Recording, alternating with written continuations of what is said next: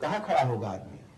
اس اعتبار سے اللہ تعالیٰ ہمیں متوجہ کر رہے ہیں، ہم سوچیں، ہم غور کریں کہ ہم کیا کچھ لکھوا رہے ہیں. یعنی یہ کتابی زندگی جو ہمارے کیے ہوئے کاموں سے عبارت ہے،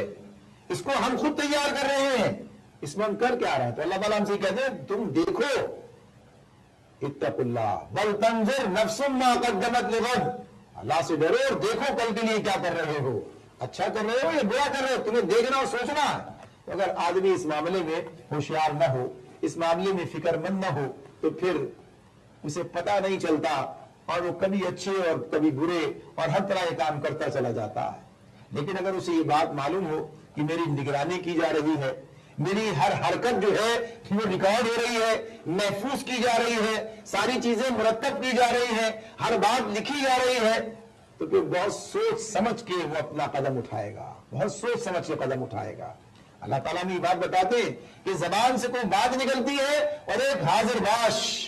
نگراں اسے فوراً ضبط کرنے کے لیے موجود رہتا ہے، یعنی فوراً محفوظ کر دی جاتی ہے. ہماری نیت، ہمارے ارادے، ہمارا عمل، ہر چیز اللہ کے پاس محفوظ ہو رہی ہے، اور اسی کی بنیاد پر کل اللہ تعالیٰ ہمارا حساب کرنے والے ہیں. تو یہ بات بتائی گئی وَلْتَنْظُرْ نَفْسٌ مَا قَدَّمَتْ لِغَدٍ، تو تم میں سے ہر شخص دیکھے کہ اس نے کل کے لیے کیا سامان کیا ہے. تو جس طرح سے آدمی اس آج کو، یعنی آج دنیا کے حوالے سے اگر ہم دیکھیں کہ جو آدمی کل کی فکر نہیں کرتا، تب اسے کہتے ہیں کہ یہ آدمی ناعاقبت اندیش ہے. یعنی ناعاقبت اندیش، ویسے عاقبت تو وہی عالی عاقبت ہے، لیکن ہم اس دنیا کے حوالے سے بھی یہ بات کہہ رہے ہوتے ہیں بعض اوقات کہ جو اپنے آج کو خوشگوار بنانے کے لیے اپنا کل برباد کر دے، یعنی مستقبل برباد کر دے، اس کے بارے میں کیا کہتے ہیں؟ یہ بڑا بے وقوف آدمی ہے، اس نے کل کی فکر ہی نہیں کی کل کیا ہونے والا ہے. یعنی آنے والے کل کے اندر یہ محتاج ہو جائے گا کہ اس نے اپنے آج کے لیے آج کے دن میں آنے والے کل کے لیے تیاری نہیں کی. دنیا کے اندر یہ بات کہہ رہے ہوتے ہیں. اگر کوئی شخص ملک سے باہر جائے اس غرض سے کہ وہ وہاں جا کر کچھ کمائے اور کما کر یہاں جہاں اپنے ملک میں اسے واپس آنا ہے اس کے لیے کچھ بہتر سامان کر لے، اور وہ شخص یہاں سے کسی غیر ملک میں جانے کے بعد وہاں کمائے اور کمانے کے بعد بس وہیں اڑاتا چلا جائے، اسی وقت کو عیاشی کے ساتھ صرف کرے،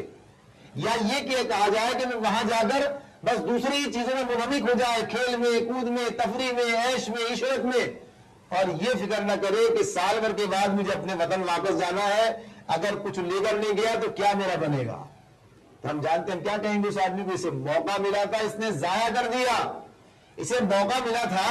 اسے ایک اچھا موقع ملا تھا، یہ اپنے مستقبل کو سنوار سکتا تھا، یہ اسے وہاں جا کر محنت کرنے کا اور کمانے کا ایک نادر موقع ملا تھا، بہت کچھ اسے ملا، لیکن اس نے سب ضائع کر دیا اسی آج کے اوپر، یعنی اسی وہیں پر رہ کے سب کھایا، جو کمایا وہ سب اڑا دیا. تو ہم کہتے ہیں یہ بڑا بے وقوف آدمی تھا، اس نے کل کی فکر نہیں کی کہ کل جب اپنے ملک میں آئے گا اور یہاں اپنے گھر پر آئے گا اور لوگ منتظر ہوں گے کچھ کر کے آئے گا تو پتہ چلے گا کہ تو خالی ہاتھ چلا آ رہا ہے، تو اس کے لیے کوئی استقبال نہیں ہوگا، اس کے لیے کوئی خوشگوانی نہیں ہوگی، اس کے لیے کوئی بہتر معاملہ نہیں ہوگا، بلکہ لوگ کہیں گے یہ وہ شخص ہے جس نے اپنے کل کی فکر نہیں کی. تو بالکل ایسے ہی یہ تو زندگی دنیا کی ایسی ہے کہ یہاں تو پھر بھی کوئی کام آ سکتا ہے، لیکن آخرت، اگر وہاں اس آخرت کے لیے ہم نے آج فکر نہ کی، اپنے اس آج کو بہتر سے بہتر بنانے میں لگے رہے اور وہ کل یعنی جو آخرت کی شکل میں آنے والی ہے اس کی فکر نہ کی، تیاری نہ کی، تو پھر کیا ہوگا؟ حسرت، افسوس. تو اللہ رب العالمین نے یہ بات ہمیں بتائی کہ کل کی فکر کرو، اور اس معاملے میں بھی یہ بات بتا دی کہ ہر نفس، یعنی میں خود اس بات کا مکلف ہوں کہ اپنے بارے میں غور کروں، سوچوں. آپ اپنے بارے میں غور کریں اور سوچیں، یعنی ہر شخص کو خود آپ اپنا محتسب بنایا گیا ہے، ہر شخص کو آپ اپنا محتسب بنایا گیا ہے. یہ نہیں کہ میں آپ کو دیکھنا شروع کر دوں اور آپ مجھے دیکھنا شروع کر دیں.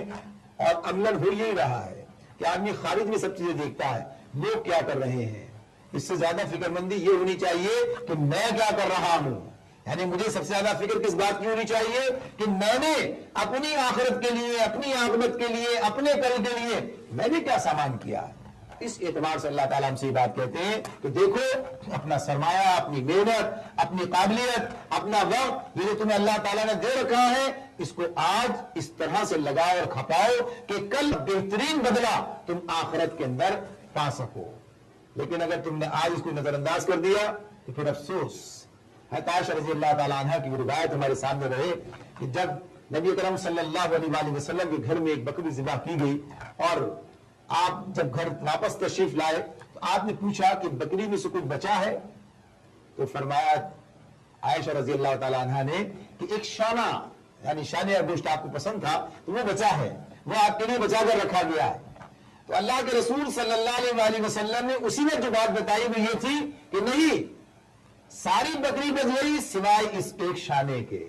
یعنی جو اللہ کے راستے میں خرچ کر دیا گیا وہ سب محفوظ ہو گیا، وہ سب بچ گیا، وہ سب جو ہے جمع ہو گیا، وہ باقی ہے انسان کے لیے، اور یہ جو اس نے کھا کر ختم کر دیا یہ فنا ہو گیا،